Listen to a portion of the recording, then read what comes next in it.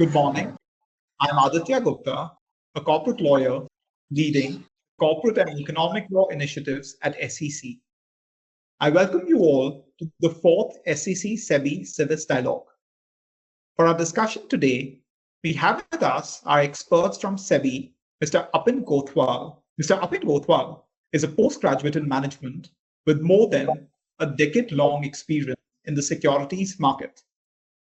He is presently driving the policy initiatives in the Policy Division Department of Debt and Hybrid Securities. Ms. Kiran Dendre is a chartered accountant who's presently taking care of policy matters pertaining to corporate bonds, including green bonds, municipal bonds, and securitized debt instruments. A very warm welcome to both of you. The subject of our discussion today is a unique facility introduced by SEBI known as the Liquidity Window Facility for investors in debt securities through the stock exchange mechanism. The consultation paper in this regard has already been issued on the 16th of August 2024 and is open for public comments. We now begin with our discussion to understand what this facility entails and how shall it help the investors. Ms. Kiran, first, if you could explain why is the corporate bond market important for the economy? Okay, good morning, everyone. So, as we all know that banking sector is a very important financial intermediary in our India's debt market. Over the last few years, bond market has definitely emerged as an alternative source of finance, and it kinds of supplements the banking system to meet the long-term raising requirement of the corporates. It also enables the issuers to tailor their asset and liability profile also.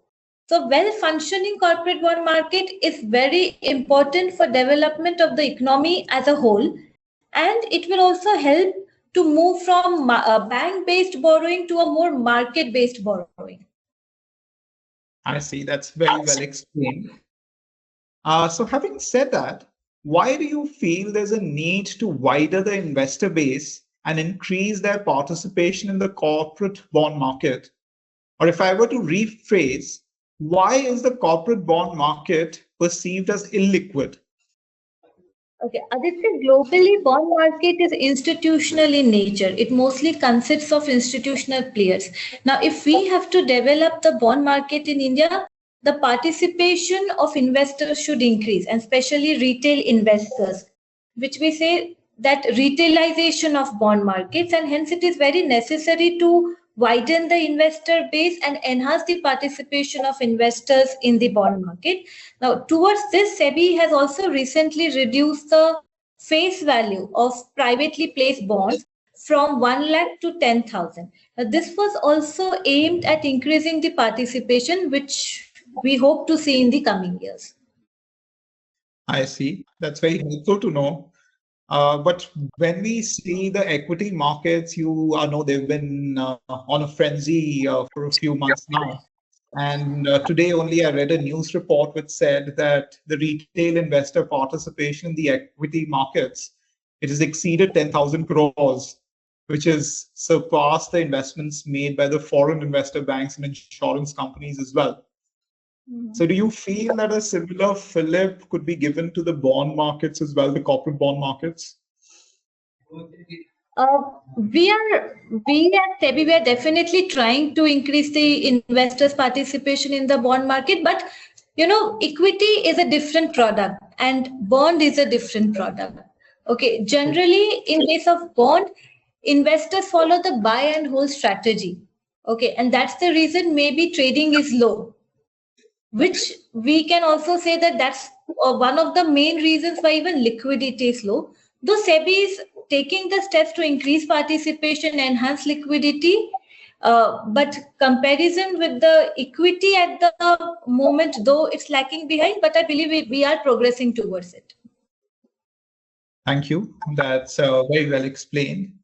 Now, coming to Mr. Apin and also coming to the meat of the matter, Mr. Apin, could you throw light on the liquidity window facility which is the subject matter of this consultation paper?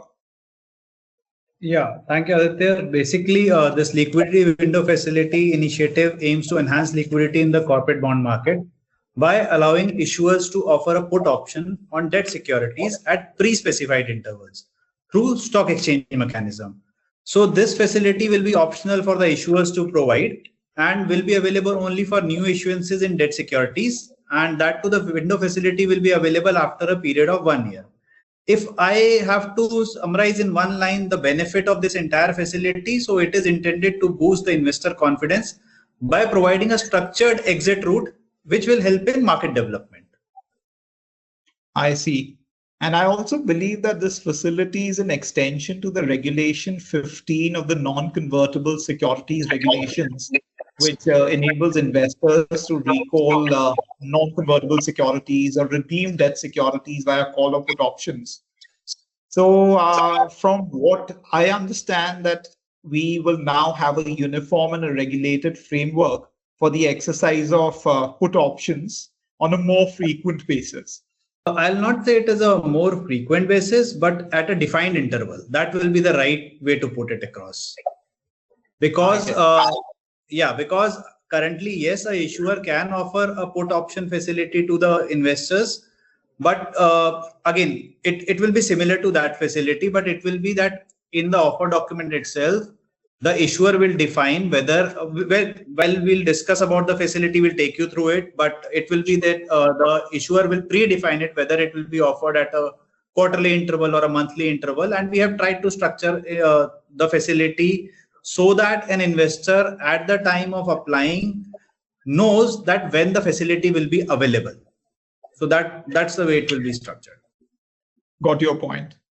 And now one question that comes to mind is that why was there a need for the LW for the liquidity window facility when measures such as the request for quote are already in operation, the request for quote platform? So the basic difference between LWF facility and that RFQ, request for quote platform, is that RFQ solicits quote from customers, where this facility will provide a structured exit route. That's the key difference between the two facilities. I see. And now that we have some clarity over the LWF and we know the rationale behind it, could you also run us through the mode and manner of its operation? So to keep it brief, what I'll tell you is, say this facility will be available for 3 days. So supposedly, and okay, let's start from back behind. First and foremost, a issuer, when issuing a document, will have to specify whether the facility will be available or not. Secondly, the issuer will specify to the set of investors this facility will be made available. Third, we are defining that the facility will be made available through stock exchange. However, the issuer will tell the frequency, whether it will be quarterly or monthly. The facility will be available only after 1 year of the issuances.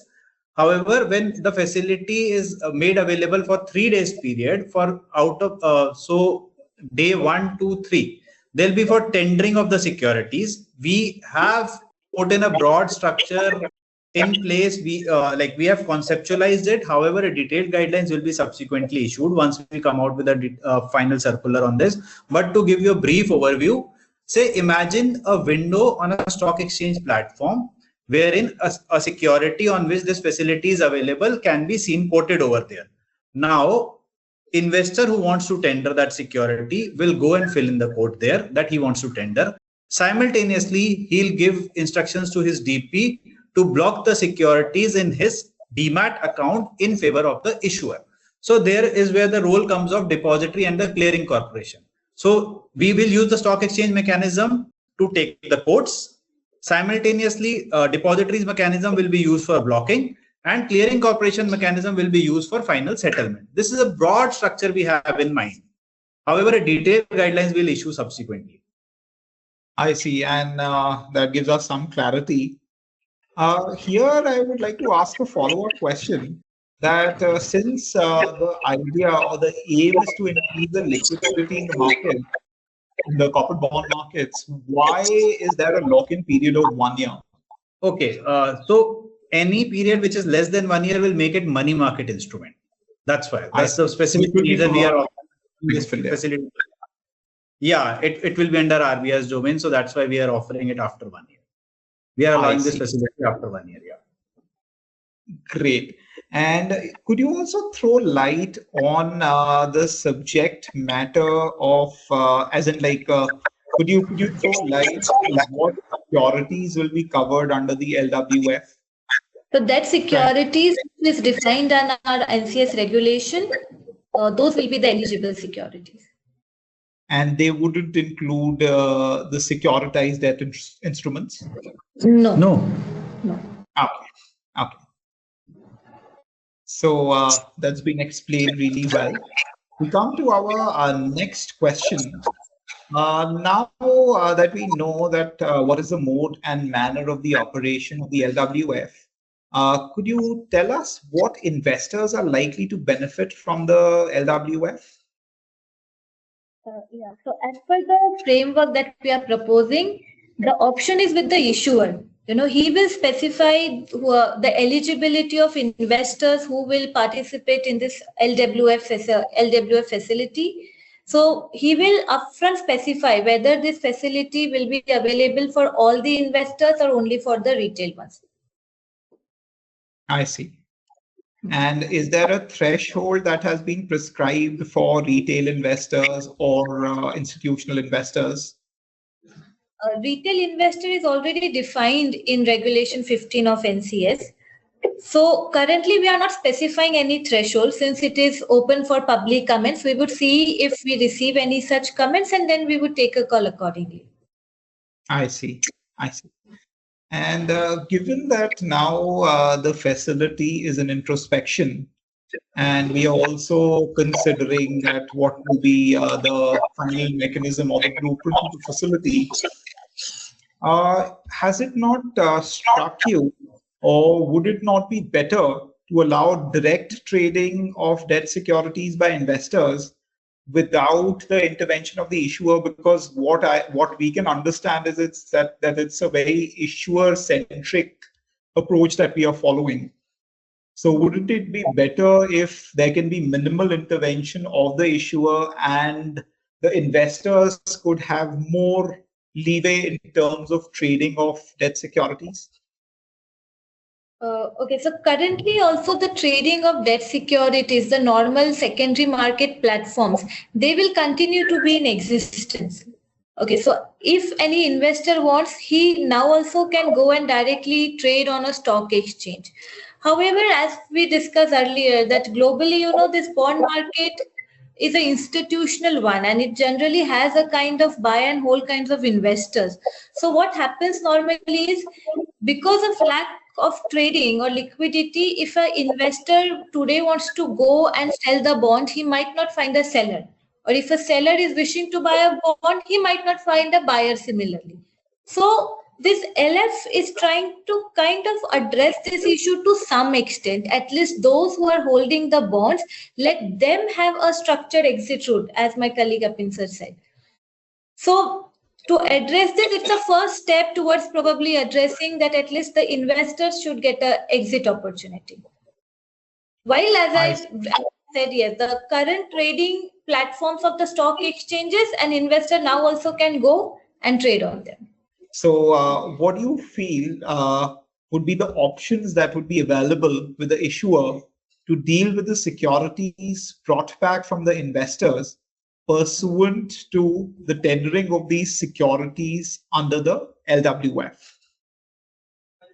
Okay, so we have said that the issuer will have two options. So within 45 days of the closure of the liquidity window, or by the end of the relevant quarter, whichever is earlier, by that deadline, the issuer can either sell those securities back in the secondary market or he can extinguish them if he's not able to sell them back.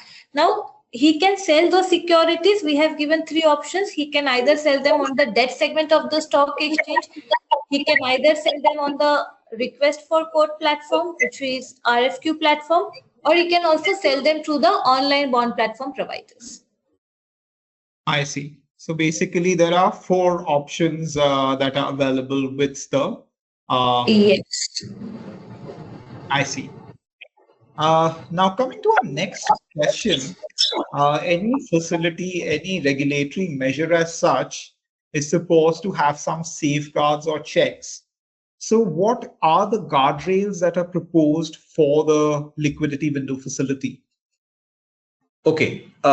In terms of the guardrails which are proposed, the first and foremost is that we'll take a prior approval from the issuer needs to take a prior approval from its board of directors. Secondly, the facility has to be objective, transparent, non-discriminatory within the class of investors. Like my colleague Kiran mentioned, that it is up to the issuer whether it wants to offer to all set of investors or to retail investors. So within the set of investor class, it has to be non-discriminatory. So this onus will remain on the issuer. Other than that, what we have put in place, what we are proposing to put in place is the implementation and outcome to be monitored by a stakeholder relationship committee in case of companies with listed equity, because these committees are supposed to be there. In case of companies, a pure debt listed entity where it is not mandatory, so we are leaving the option that the outcome and implementation of the facility to be monitored by the board of such issuers or any board level committee, which board may determine to monitor the outcome.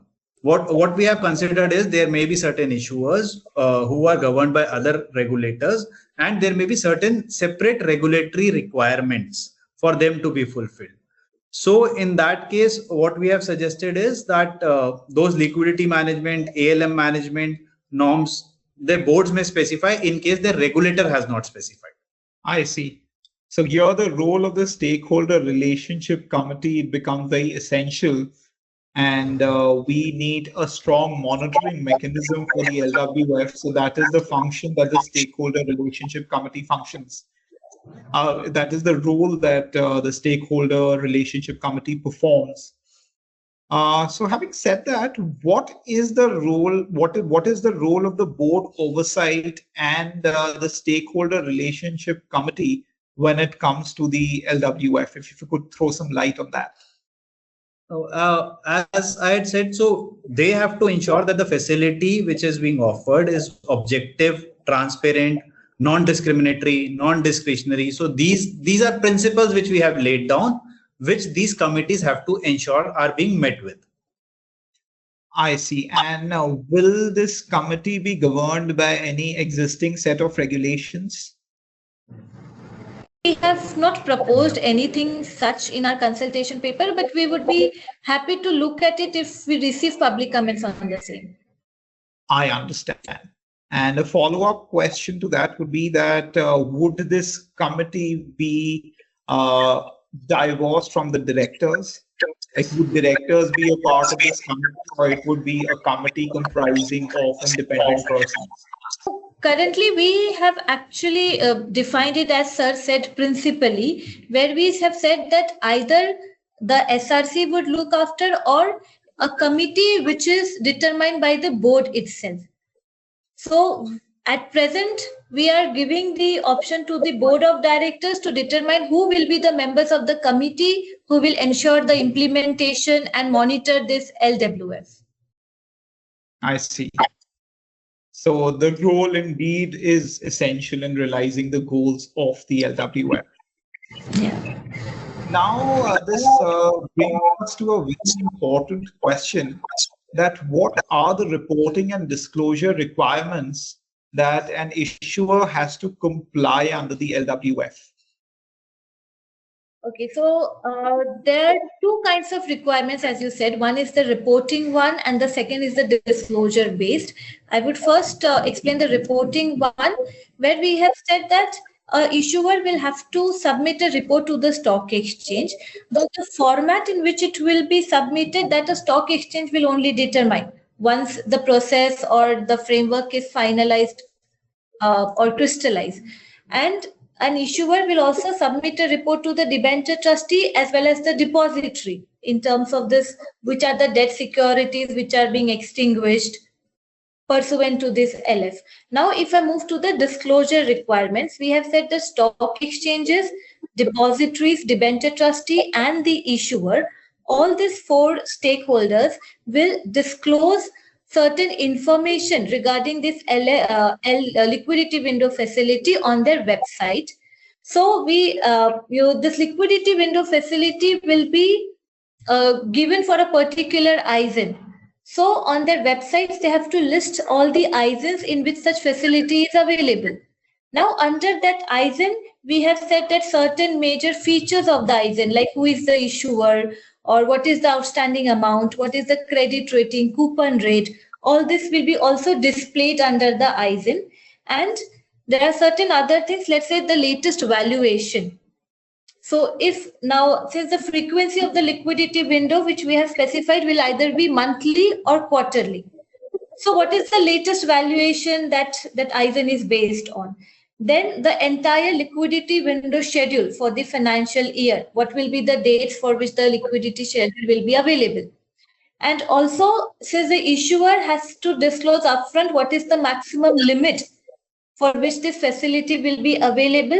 So they have to determine this was the total limit, this much has been utilized, this much ISINs have been extinguished or they are paid back to the investors, and what is the unutilized limit under that ISIN.